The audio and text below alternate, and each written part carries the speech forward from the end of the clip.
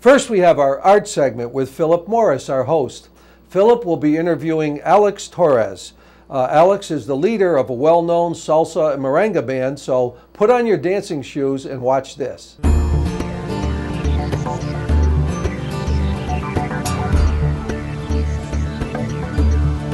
Welcome to Impact. I'm Philip Morris, CEO of Proctors, and your interviewer today. And I'm delighted to have the guest, Alex Torres. Alex from Alex Torres and the Latin Orchestra. He's a spectacular guy. Alex, thanks for being here. Thank you for having me. Hell of an interesting life. So Definitely. There you have. So how about first, 1 minute, give us the map of your life. Well, born and raised in New York City, in the Bronx, in '63. Fast forward 12 years later, ended up in Amsterdam, New York. Basically 4 years ago got married, and now living in Scotia. So why Amsterdam? Well, we had relatives in Amsterdam, and New York City was getting a little bit too rough. And my mother wanted to basically uproot me. I'm one of those transplants, successful transplants. Yeah. 63 in the Bronx, what was that like? It was in the South Bronx. South Bronx, yeah, on Oneida Street, between by Hunts Point Avenue, which is very well known. It was. I loved being there. This is where I got my exposure to music. The radio stations. My mother always had the Spanish AM radio on, but still she would flip over and listen to big band, and we listen to Sinatra, everything. Every single thing, and of course James Brown was huge influence in my life. I just love James Brown, and so I grew up with a lot of stuff, including Frankie Valli and the Four Seasons. So what got you to the guitar, to the bass Well, guitar? my mother, every year I used to watch the Spanish programs, and of course I was the youngest in the house, so while everybody else at school, I was stuck in in a playpen, and my mother would turn the radio on. No TV, it was basically AM radios, and it's interesting because that conjured like a lot of thoughts in my head. So I have to take just sound and transform it into colors, which it's just bizarre. But as a kid, I was trying to make sense of that stuff and fascinated by records. Those black circles, how they spun around, and I would see them in the Vitrola, and my mother would play them, and it was just fascinating. I said, how did they get the band in there? And little by little, my mother would buy me for Christmas or for my birthday an instrument, a guiro, a pair of maracas, one conga, a pair of bongos, very, very ethnic instruments, Afro-Caribbean instruments. And little by little, as we watched TV in the evening, I try to see, she put programs on, and back then they had a lot of stuff almost kind of like the Lawrence Welk and the Ed Sullivan Show, but in Spanish, obviously. Mm-hmm. And I would see how they were holding the bongos, between their legs, and watch the way they were shaking the maracas, and so that was like my first teacher was the radio and the TV, and try to make sense out of it. So again, first time with the guitar. I got it. My first guitar when I was 6 years old. Oh wow! Did you take lessons, or did you learn by listening? No, it was atrocious, very bad. Just like having it's funny when I hear the kids next door or whatever playing the trumpet, and you're like, okay, they'll get it eventually. But at the beginning, it's painful. The first couple of years, it's painful. But it was fun. And there was this kid on the block that was older, and so he would come by and tune it for me, which was cool. I mean, he had to come often because it was an inexpensive guitar and it would hold the tuning. So what was the first time you played before an audience? Wow, the first time, excluding family? Excluding family. Well, my first real gig was actually in the high school. In the junior high in New York City, when we did the show The Wiz. We would do productions. The schools over there would put the chorus group, the chorus class, together with the drama class, together with the music class, which is really good because you put all those three components, you work towards a goal, the whole school worked towards this musical. And I remember it was The Wiz. And of course, being part of the band, I was playing trumpet at the time. I would play trumpet, then I would get out of the pit, run through the back, and I was one of the munchkins. So I had various roles, throughout the program. And so did other kids. I wasn't the only one. But that was really, that was my first taste of, I really dig this. I mean, now the music and stage was fantastic. Now my son's going through this time. You know, he's playing tonight for an event. You know, he plays piano, and he's an improviser, jazz pianist. He's quite good, but he's going through that moment of thinking, can I really do this? Is this how? Should I consider being a professional? Yeah, I think everybody goes through that. When did that happen for you? What was that like? That was actually, to make a long story short, it didn't go well when I moved to Amsterdam in the music department. There was I couldn't get together very well with the music teacher. I was not into the marching band stuff because I had come from New York City where we were doing musicals. We were doing hip stuff. Yeah.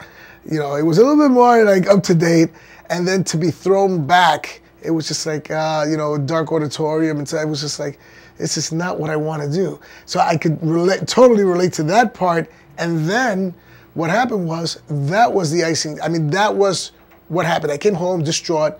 I said to my mother, I want to move back to New York City. She goes, how can you go back to New York City? I'm here. You're not going back to New York City. You know, you're a teenager. You're 14. Where do you think you're going? I said, the music is driving me crazy up here. I don't hear Spanish radio. I'm losing my culture you know. And she says, hang in there, don't worry about it. This is what you need to do. When these things happen, take care of it yourself. Why are you complaining?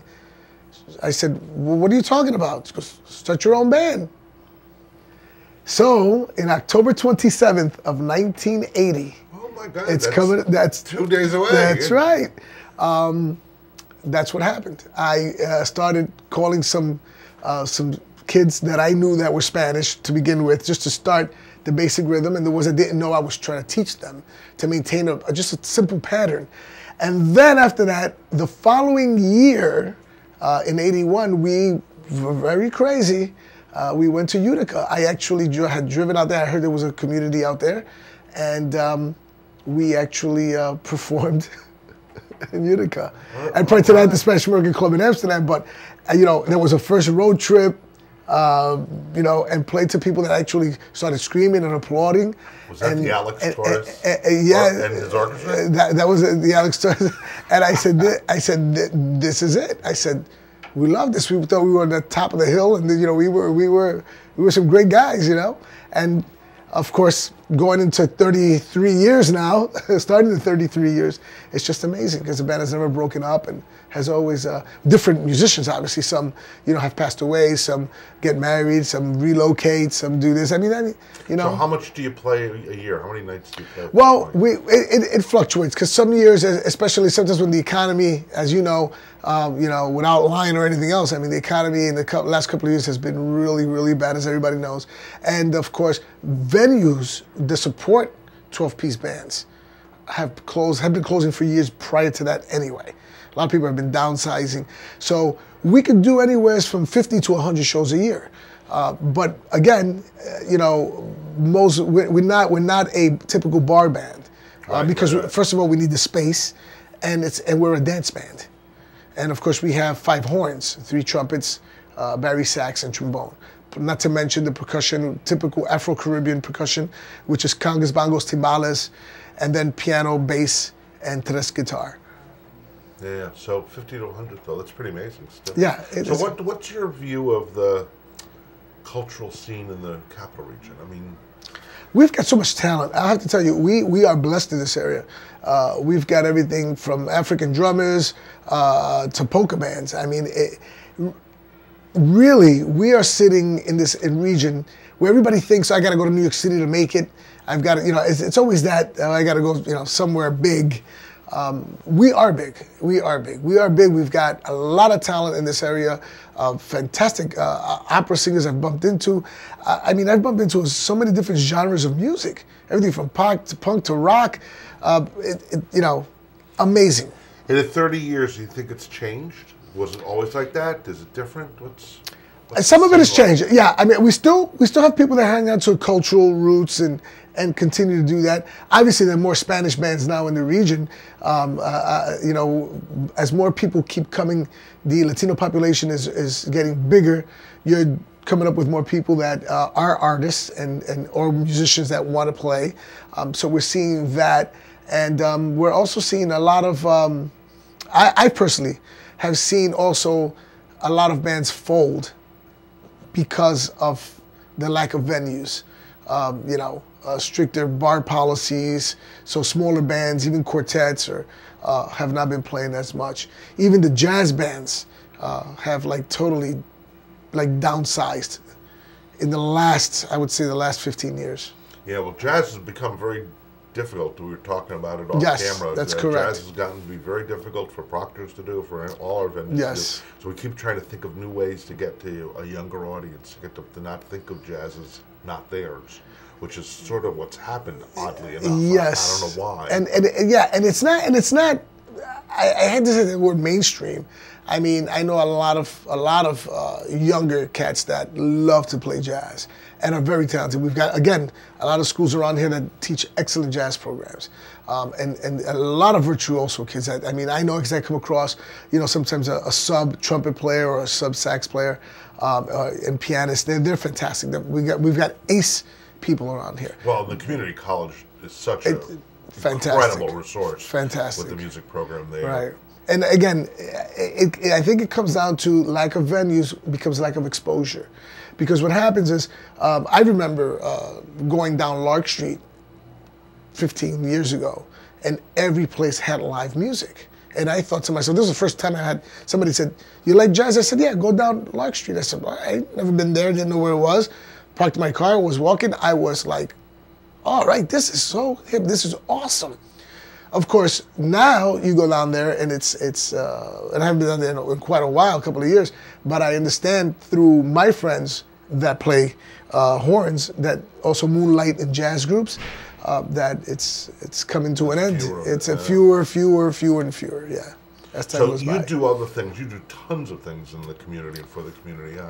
Can you spend a minute, tell us more about what you do and what you worry about. Well, in Amsterdam, I started a radio program because I figured to reach, I know people yearn for stuff from Puerto Rico or any other Latin American country they came from. For example, current events of those places. So we did that. I did that on radio. I went to a typical radio station and said, "Hey, could you let me get an hour or two?" And of course they tell you, "Can you sell the spots?" You know. And that took off from there. I ended up doing 4 hours on the FM radio, which was fantastic, from 8 to midnight, which was a big hit. We serviced Troy, Schenectady, Albany, beamed right in, and the calls were phenomenal. So there was a need. I knew there was a need for, I mean, music and festivals and stuff ties a lot of us together, whether you're of that ethnic culture or not. I mean, some people love to go and try it. I mean, you know, who doesn't like lasagna or pizza, you know, Chinese food? I mean, you don't have to be those ethnic people to eat that food. And so I decided to form a festival in Amsterdam, and it started out being the Latin American and Cultural Arts Festival that I founded through something that I had founded previously, which was Centro Cívico with Diane Smith, which back then was Diane Gordon. And that was a resource center for people to come in if they did not know. They got letters in English and wanted them translated. We did that. We started doing a small children's group dancing to teach them ethnic dances from Puerto Rico and from the Dominican Republic and Cuba. And little by little, that became, which is now known Centro Cívico of Amsterdam, which is run by the fantastic Ladan Alomar. And she's awesome, and they do a lot of great services for the city of Amsterdam. Everything from, you know, Thanksgiving food for many people that need it, especially in these hard times, to translational services, to working with seniors, etc. Well, we're going to have to close the interview, but tell me, where can we hear you over the next month? Well, we will be headlining Saratoga's first night. So what a great venue. There'll be, as always, they pick great music, great entertainment. And so please visit us at the Saratoga City Center because we will be headlining. And you can catch us even in the last set right before the fireworks. Great. Alex, thank you for joining us. It's Alex Gracias. Torres. And Alex Torres and his Latin Orchestra. Don't miss them either. Thank you. We'll have him back.